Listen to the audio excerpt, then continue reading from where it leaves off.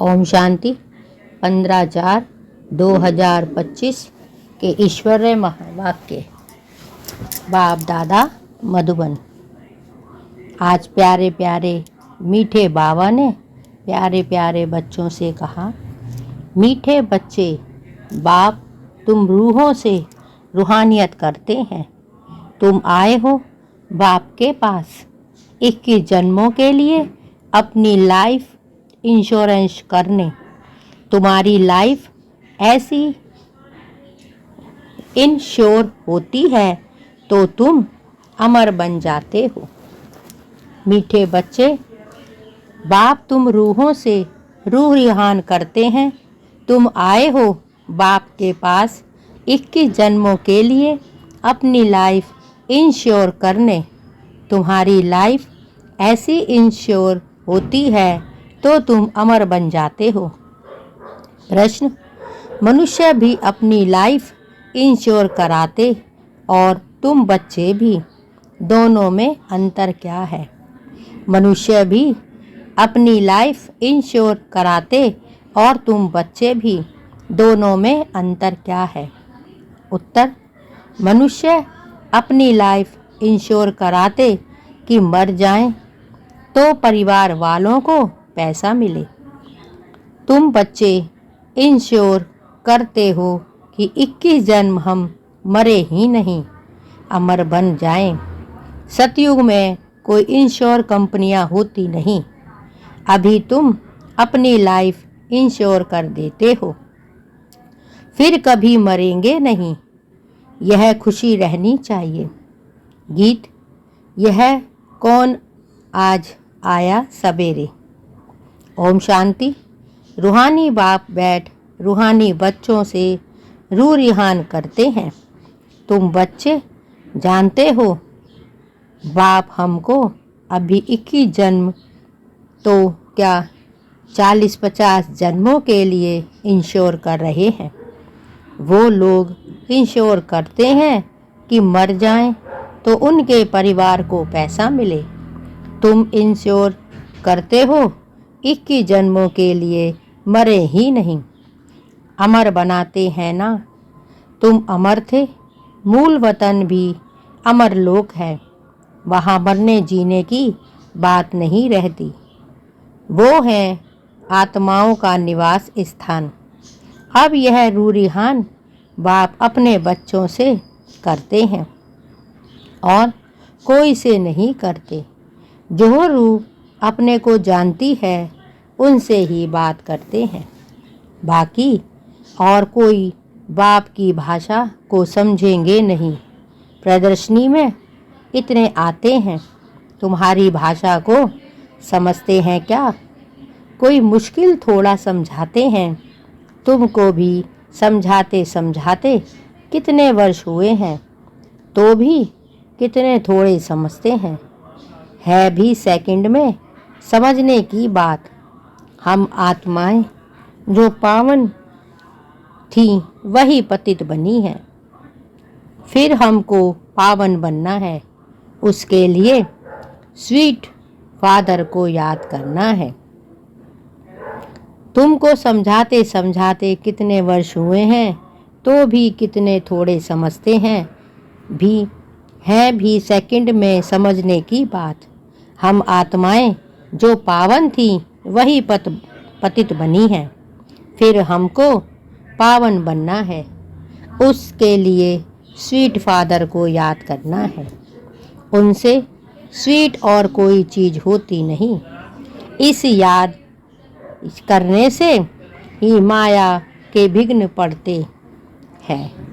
इसे याद करने से ही माया के विघ्न पड़ते हैं। यह भी जानते हो बाबा हमको अमर बनाने आए हैं। पुरुषार्थ कर अमर बन, अमरपुरी का मालिक बनना है। अमर तो सब बनेंगे। सतयुग को कहा ही जाता है अमर लोक। यह है मृत्यु लोक। यह अमर कथा है। ऐसे नहीं कि सिर्फ शंकर ने पार्वती को अमर कथा सुनाई। वह तो सब हैं भक्ति मार्ग की बातें। तुम बच्चे सिर्फ मुझ एक से ही सुनो। माँ में कम याद करो, ज्ञान में ही दे सकता हूँ। ड्रामा प्लान अनुसार सारी दुनिया तमो प्रधान बनी है। अमरपुरी में राज्य करना है, उसको ही अमर पद कहा जाता है। वहाँ इंश्योर कंपनियाँ आदि होती नहीं है। अभी तुम्हारी लाइफ इंश्योर कर रहे हैं, तुम कभी मरेंगे नहीं। यह बुद्धि में खुशी रहनी चाहिए। हम अमरपुरी के मालिक बनते हैं तो अमरपुरी को याद करना पड़े। बाया मूल वतन ही जाना होता है, यह भी मन मनाभव हो जाता है। मूल वतन है मन मनाभव, अमरपुरी है मध्याजी भव। हर एक बात में 2 अक्षर ही आते हैं। तुमको कितने प्रकार के से अर्थ समझाते हैं तो बुद्धि में बैठे। सबसे जास्ती मेहनत है ही इसमें अपने को आत्मा निश्चय करना है। हम आत्मा ने यह जन्म लिया है। 84 जन्म में भिन्न भिन्न नाम रूप देश काल फिरते आए हैं। सतयुग में इतने जन्म, त्रेता में इतने, यह जन्म लिया है। बाप कहते हैं सतयुग में इतने जन्म और त्रेता में इतने जन्म, यह भी बहुत बच्चे भूल जाते हैं। मुख्य बात है अपने को आत्मा समझ स्वीट बाप को याद करना है। उठते बैठते यह बुद्धि में रहने से खुशी रहेगी। फिर से बाबा आया हुआ है, जिसको हम आधा कल्प याद करते हैं कि आओ आकर पावन बनाओ। पावन रहते हैं मूल वतन में और अमरपुरी सतयुग में। पावन रहते हैं मूल वतन में और अमरपुरी सतयुग में। भक्ति में मनुष्य पुरुषार्थ करते हैं।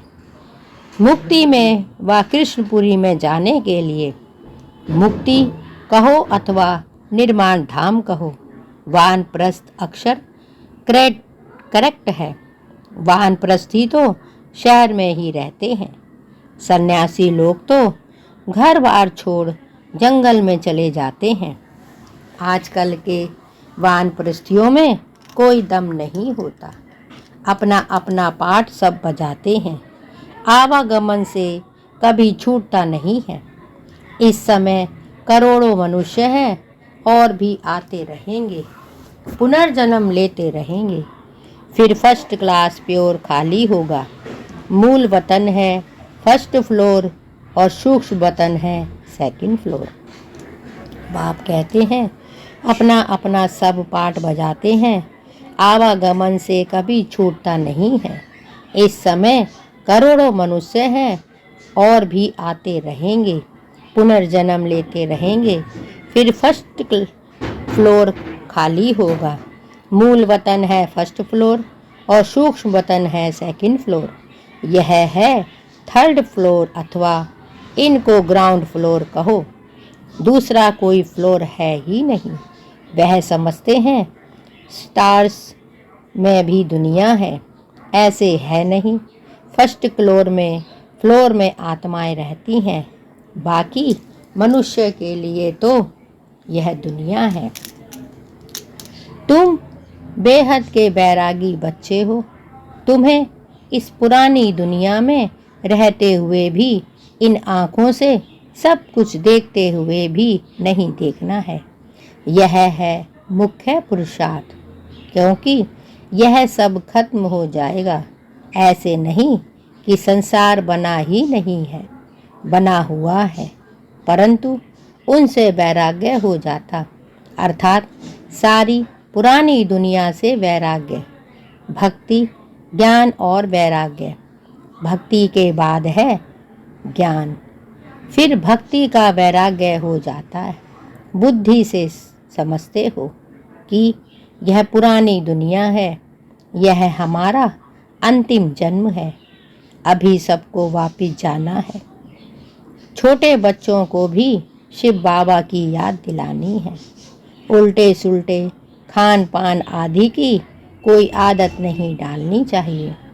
छोटेपन से जैसी आदत डालो वैसी आदत पड़ जाती है। आजकल संग का दोष बड़ा गंदा है। संग तारे कुसंग बोरे, यह विषय सागर वैशाल्य है। सत्य तो एक ही परम पिता परमात्मा है। गॉड इज वन कहा जाता है। वह आकर सत्य बात समझाते हैं। बाप कहते हैं, हे रूहानी बच्चों, मैं तुम्हारा बाप तुमसे रूह रिहान कर रहा हूँ। मुझे तुम बुलाते हो ना। वही ज्ञान का सागर पतित पावन है। नई सृष्टि का रचयिता है। पुरानी सृष्टि का विनाश कराते हैं। यह त्रिमूर्ति को तो प्रसिद्ध है। ऊंचते ऊंच है शिव। अच्छा, फिर सूक्ष्म वतन में है ब्रह्मा विष्णु शंकर। उन्हों का साक्षात्कार भी होता है क्योंकि पवित्र है ना। उन्हों को चैतन्य में इन आँखों से देख नहीं सकते, बहुत नौंदा भक्ति से देख सकते हैं। समझो, कोई हनुमान का भक्त होगा तो उनका साक्षात्कार होगा। शिव के भक्त को तो झूठ बताया गया है कि परमात्मा अखंड ज्योति स्वरूप है। बाप कहते हैं, मैं तो इतनी छोटी सी बिंदु हूँ। वह कहते हैं, अखंड ज्योति स्वरूप अर्जुन को दिखाया। उसने कहा, बस मैं सहन नहीं कर सकता। उनको दीदार हुआ तो यह गीता में लिखा हुआ है। मनुष्य समझते हैं अखंड ज्योति का साक्षात्कार हुआ। अब बाप कहते हैं, यह सब भक्ति मार्ग की बातें दिल खुश करने की है। बाप कहते हैं, मैं तो इतनी छोटी सी बिंदु हूँ। वह कहते अखंड ज्योति स्वरूप अर्जुन को दिखाया। उसने कहा, बस मैं सहन नहीं कर सकता। उनको दीदार हुआ तो यह गीता में लिखा हुआ है। मनुष्य समझते हैं अखंड ज्योति का साक्षात्कार हुआ। अब बाप कहते हैं, यह सब भक्ति मार्ग की बातें दिल खुश करने की है। मैं तो कहता ही नहीं हूँ कि मैं अखंड ज्योति स्वरूप हूँ। जैसे बिंदी मिसल तुम्हारी आत्मा है वैसे मैं हूँ। जैसे तुम ड्रामा के बंधन में हो वैसे मैं भी ड्रामा के बंधन में बांधा हुआ हूँ। सब आत्माओं को अपना अपना पाठ मिला हुआ है। पुनर्जन्म तो सबको लेना ही है। नंबरवार सबको आना ही है। पहले नंबर वाला फिर नीचे जाता है। कितनी बातें बाप समझाते हैं। यह समझाया है कि सृष्टि रूपी चक्र फिरता ही रहता है। बाप कहते हैं, सब आत्माओं को अपना अपना पाठ मिला हुआ है। पुनर्जन्म में तो सबको लेना ही है। नंबरवार सबको आना ही है। पहले नंबर वाला फिर नीचे जाता है। कितनी बातें बाप समझाते हैं। यह समझाया कि सृष्टि रूपी चक्र फिरता ही रहता है। जैसे दिन के बाद रात आती है वैसे कलयुग के बाद सतयुग, फिर त्रेता, फिर संगम युग आता है। संगम युग पर ही बाप चेंज करते हैं। जो सतो प्रधान थे अब वही तमो प्रधान बने हैं, फिर वही सतो प्रधान बनेंगे। बुलाते भी हैं, हे पतित पावन आओ, तो अब बाप कहते हैं, मन मना भव। मैं आत्मा, मुझे बाप को याद करना है। यह यथार्थ रीति कोई मुश्किल समझते हैं। हम आत्माओं का बाप कितना मीठा है। आत्मा ही मीठी है ना। शरीर तो खत्म हो जाता है, फिर उनकी आत्मा को बुलाते हैं। प्यार तो आत्मा से ही होता है ना। संस्कार आत्मा में रहते हैं। आत्मा ही पढ़ती सुनती है। देह तो खत्म हो जाती है। मैं आत्मा अमर हूँ, फिर तुम मेरे लिए रोते क्यों हो। यह तो देह अभिमान है ना। तुम्हारा देह में प्यार है, होना चाहिए। आत्मा में प्यार, अविनाशी चीज में प्यार होना चाहिए। विनाशी चीज में प्यार होने से ही लड़ते झगड़ते हैं। सतयुग में देही अभिमानी इसीलिए खुशी से एक शरीर छोड़ दूसरा लेते हैं। रोना पीटना कुछ भी नहीं होता। तुम बच्चों को अपनी आत्म अभिमानी अवस्था बनाने के लिए बहुत प्रैक्टिस करनी है। मैं आत्मा हूँ, अपने भाई आत्मा को बाप का संदेश सुनाता हूँ। हमारा भाई इन ऑर्गन्स द्वारा सुनता है। ऐसी अवस्था जमाओ, बाप को याद करते रहो तो विकर्म विनाश होते रहेंगे। खुद को भी आत्मा समझो, उनको भी आत्मा समझो, तब पक्की आदत हो जाए। यह है गुप्त मेहनत। अंतर्मुख हो तो इस अवस्था को पक्का करना है। जितना समय निकाल सको उतना इसमें लगाओ।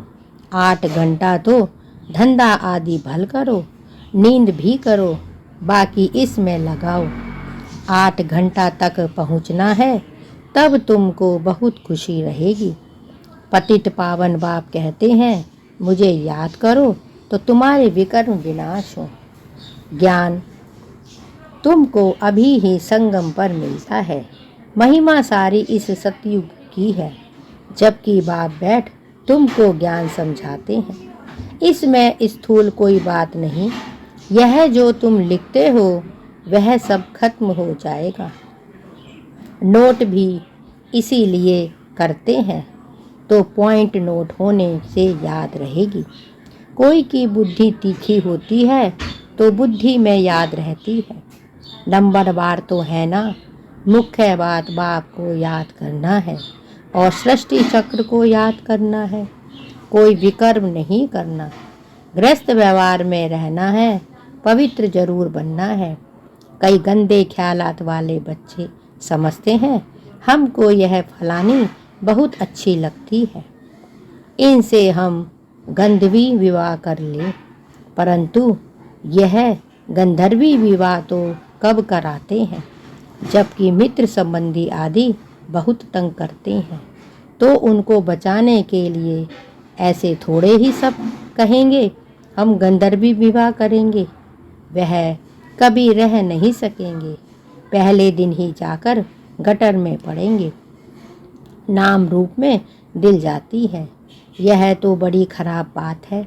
गंधर्वी विवाह करना कोई मासी का घर नहीं है। 1-2 से दिल लगी तो कह देते गंधर्वी विवाह करें। इसमें संबंधियों को बड़ा खबरदार रहना चाहिए, समझना चाहिए यह बच्चे काम के नहीं। जिससे दिल लगी है उससे हटा देना चाहिए, नहीं तो बातें करते रहेंगे। इस सभा में बड़ी खबरदारी रखनी होती है। आगे चल बड़े कायदे से सभा लगेगी। ऐसे ऐसे ख्यालात को आने नहीं देंगे। जो बच्चे रूहानी सर्विस पर तत्पर रहते हैं, जो योग में रहकर सर्विस करते हैं, वही सतयुगी राजधानी स्थापन करने में मददगार बनते हैं। सर्विसफुल बच्चों को बाप का डायरेक्शन है। आराम हराम है। जो बहुत सर्विस करते हैं वह जरूर राजा रानी बनेंगे। जो मेहनत करते हैं आप समान बनाते हैं, उनमें ताकत भी रहती है। स्थापना तो ड्रामा अनुसार होनी ही है। अच्छी रीति सब पॉइंट धारण कर फिर सर्विस में लग जाना है। आराम ही आराम हराम है, सर्विस भी सर्विस है। तब उच्च पद पाएंगे। बादल आए और रिफ्रेश होकर गए सर्विस पर। सर्विस तो तुम्हारी बहुत निकलेगी। किस्म किस्म के चित्र निकलेंगे। जो मनुष्य झट समझ जाएं, यह चित्र आदि भी इम्प्रूव होते जाएंगे। इसमें भी जो हमारे ब्राह्मण कुल के होंगे वही अच्छी रीत समझेंगे। समझाने वाले भी अच्छे हैं तो बहुत समझेंगे। जो अच्छी रीति धारणा करते हैं, बाप को याद करते हैं, उनके चेहरे से ही मालूम पड़ जाता है। बाबा हम तो आपसे पूरा वर्षा लेंगे, तो उनके अंदर खुशी के ढोल बजते रहेंगे। सर्विस का बड़ा शौक होगा। बाप कहते हैं सर्विस ही सर्विस, तब उच्च पद पाएंगे। बादल आए और रिफ्रेश होकर गए सर्विस पर। सर्विस तो तुम्हारी बहुत निकलेगी, किस किस्म के चित्र निकलेंगे जो मनुष्य झट समझ जाएं। यह चित्र आदि भी इम्प्रूव होते जाएंगे। इसमें भी जो हमारे ब्राह्मण कुल के होंगे वह अच्छी रीति समझेंगे। समझाने वाले भी अच्छे हैं तो समझेंगे। जो अच्छी रीति धारण करते हैं, बाप को याद करते हैं, उनके चेहरे से ही मालूम पड़ जाता है। बाबा, हम तो आपसे पूरा वर्षा लेंगे, तो उनके अंदर खुशी के ढोल बजते रहेंगे। सर्विस का बहुत शौक होगा। रिफ्रेश हुए और यह भागे। सर्विस के लिए हर एक सेंटर से बहुत तैयार होने चाहिए। तुम्हारी सर्विस तो बहुत फैलती जाएगी, तुम्हारे साथ मिलते जाएंगे। आखिर एक दिन सन्यासी भी आएंगे। अभी तो उन्हों की रजाई है, उन्हों के पैरों पर पड़ते हैं, पूजते हैं। बाप कहते हैं यह भूत पूजा है, मेरे तो पैर हैं नहीं, इसीलिए पूजने भी नहीं देंगे। मैंने तो यह तन लोन पर लिया है, इसीलिए उनको भाग्यशाली रथ कहा जाता है। इस समय तुम बच्चे बहुत सौभाग्यशाली हो, क्योंकि तुम यहाँ ईश्वरीय संतान हो। गायन भी है, आत्माएं परमात्माएं अलग रहे बहुकाल। तो जो बहुकाल से अलग रहे वही आते हैं, उनको ही आकर पढ़ाता हूँ। श्री कृष्ण का यह अंतिम जन्म है, इसीलिए नाम भी इसका श्याम सुंदर पड़ा है। शिव का तो किसी को पता नहीं कि क्या चीज़ है। यह बात बाप ही आकर समझाते हैं। मैं हूँ परम आत्मा, परम धाम में रहने वाला हूँ। तुम भी वहाँ रहने वाले हो। मैं सुप्रीम पतित पावन हूँ। तुम सभी ईश्वरीय बुद्धि वाले बने हो। ईश्वर की बुद्धि में जो ज्ञान है वह तुमको सुना रहे। सतयुग में भक्ति की बात नहीं होती, यह ज्ञान तुमको अभी मिल रहा है। बाप कहते हैं इस समय तुम बच्चे बहुत सौभाग्यशाली हो, क्योंकि तुम यहाँ ईश्वरीय संतान हो। गायन भी है, आत्माएं परमात्मा अलग रहे बहुकाल। तो जो बहुकाल से अलग रहे वही आते हैं, उनको ही आकर पढ़ाता हूँ। श्री कृष्ण का यह अंतिम जन्म है, इसीलिए नाम भी इसका नाम श्याम सुंदर पड़ा है। शिव का तो किसी को पता नहीं है कि क्या चीज़ है। यह बात बाप ही आकर समझाते हैं। मैं हूँ परम आत्मा, परम धाम में रहने वाला। तुम भी वहाँ के रहने वाले हो। मैं सुप्रीम पतित पावन हूँ। तुम अभी ईश्वरीय बुद्धि वाले बने हो। ईश्वर की बुद्धि में जो ज्ञान है वह मैं तुमको सुना रहे हैं। सतयुग में भक्ति की बात नहीं होती, यह तो ज्ञान अभी मिल रहा है। अच्छा, मीठे मीठे सिकी लदें बच्चों प्रीत, माता पिता बाप दादा का याद प्यार और गुड मॉर्निंग।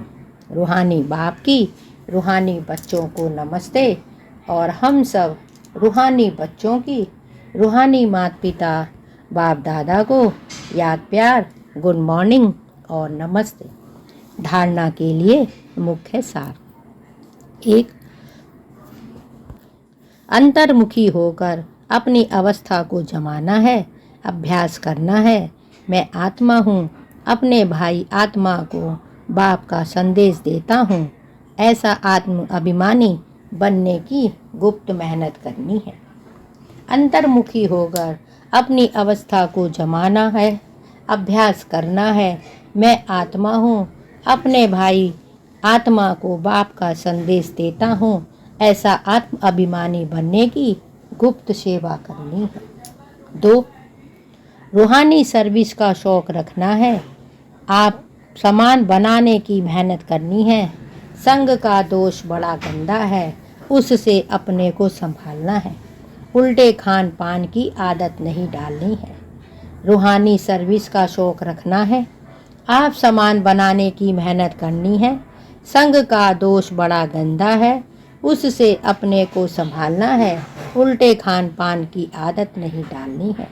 वरदान: विश्व कल्याण के कार्य में सदा बिजी रहने वाले विश्व के आधारभूत भव। विश्व कल्याण के कार्य में सदा बिजी रहने वाले विश्व के आधारभूत भव। विश्व कल्याणकारी बच्चे स्वप्न में भी फ्री नहीं रह सकते। जो दिन रात सेवा में बिजी रहते हैं, उन्हें स्वप्न में भी कई नई नई बातें, सेवा के प्लान व तरीके दिखाई देते हैं। वे सेवा में बिजी होने के कारण अपने पुरुषार्थ के व्यर्थ से और औरों के व्यर्थ से बचे रहते हैं। उनके सामने बेहद विश्व की आत्माएं सदा इमर्ज रहती हैं। उन्हें जरा भी अलवेलापन आ नहीं सकता।